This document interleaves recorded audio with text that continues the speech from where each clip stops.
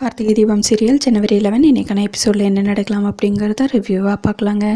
அருணாச்சலம் கார்த்திகிட்ட சிதம்பரம் கொஞ்சம் அதிகமாக பணம் கொடுத்ததுனால அந்த பல்லவி பாடியிருப்பாங்க. இப்போ உங்களுக்கே 5 கோடி ரூபாய் கொடுக்குற இந்த கான்ட்ராக்ட்லேருந்து விலகிருங்க அப்படின்னு சொன்னால் நம்மளும் அதை தானே பண்ணுவோம். பிஸ்னஸ்னு இருந்தால் இந்த மாதிரி பிரச்சனைகள் வரத்தான் செய்யும். அது எல்லாத்தையும் நம்ம ஈஸியாக எடுத்துக்கணும் கார்த்திங்கிறாங்க அருணாச்சலம். அப்பா எப்படிப்பட்ட ஒரு சுச்சுவேஷன்லேயும் மனசுக்கு எதிரான ஒரு வேலையை நான் எப்பவும் செய்ய மாட்டேன். இருந்தாலும் பல்லவி பண்ணது துரோகம்தான், என்னால் அதை மன்னிக்கவே முடியாது அப்படின்னு சொல்லிட்டு கார்த்தி வேகமாக ரூமுக்கு போகிறாங்க. அதுக்கப்புறம் மீனாட்சி தீபா கிட்ட என்ன ஆச்சு, எப்படி போய் சிதம்பரத்துக்கு பாடின அப்படின்னு கேட்கவும் அங்கே நடந்த எல்லா விஷயத்தையும் தீபா அப்படியே மீனாட்சி கிட்ட சொல்கிறாங்க.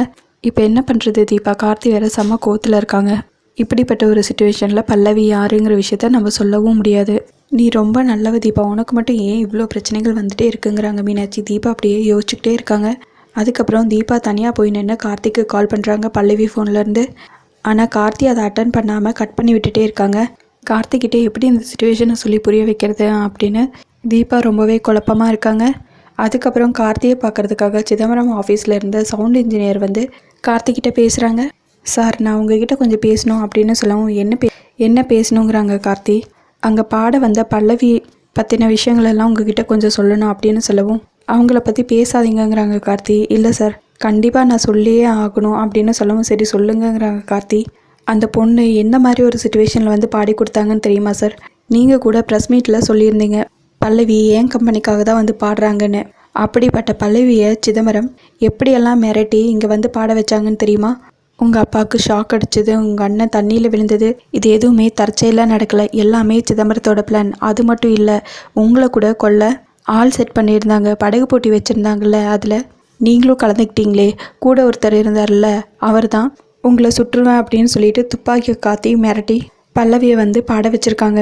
அந்த பொண்ணு ரொம்பவே ஃபீல் பண்ணி அழுதுகிட்டே இருந்தாங்க அப்படின்னு சவுண்ட் இன்ஜினியர் சொல்லவும் செம்ம டென்ஷனில் இருந்த கார்த்தி அப்படியே கூலாகிறாங்க. அதுக்கப்புறம் பல்லவியோட சுச்சுவேஷனையும் புரிஞ்சுக்கிறாங்க. அதுக்கப்புறம் தீபா வராங்க. தீபா கிட்ட நடந்த எல்லா விஷயத்தையும் சொல்கிறாங்க. நம்ம ஃபேமிலிக்காக பல்லவி இவ்வளோ பெரிய ரிஸ்க் எடுத்திருக்காங்க, அவங்கள கண்டிப்பாக நான் மீட் பண்ணியே ஆகணும்.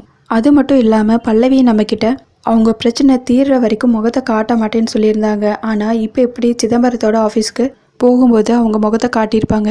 அவங்க பிரச்சனை என்னன்னு கண்டுபிடிச்சி கண்டிப்பாக பல்லவிக்கு ஹெல்ப் பண்ணியே ஆகணுங்கிறாங்க கார்த்தி. இதையெல்லாம் கேட்ட தீபா ரொம்பவே ஹாப்பியாகிடுறாங்க. அதோட ப்ரோமோயும் முடிச்சிருக்காங்க. அடுத்து என்ன நடக்கலாம் அப்படிங்கிறத சவுண்ட் இன்ஜினியர் மூலமாகவே தீபா பல்லவிங்கிற விஷயத்த கார்த்தி கண்டுபிடிக்கிறாரா என்னங்கிறத எபிசோடில் பார்க்கலாங்க. உங்களுக்கு இந்த வீடியோ பிடிச்சிருந்தா லைக் அண்ட் சப்ஸ்கிரைப் பண்ணி நம்ம சேனல் சப்போர்ட் பண்ணுங்கள். தேங்க்யூ.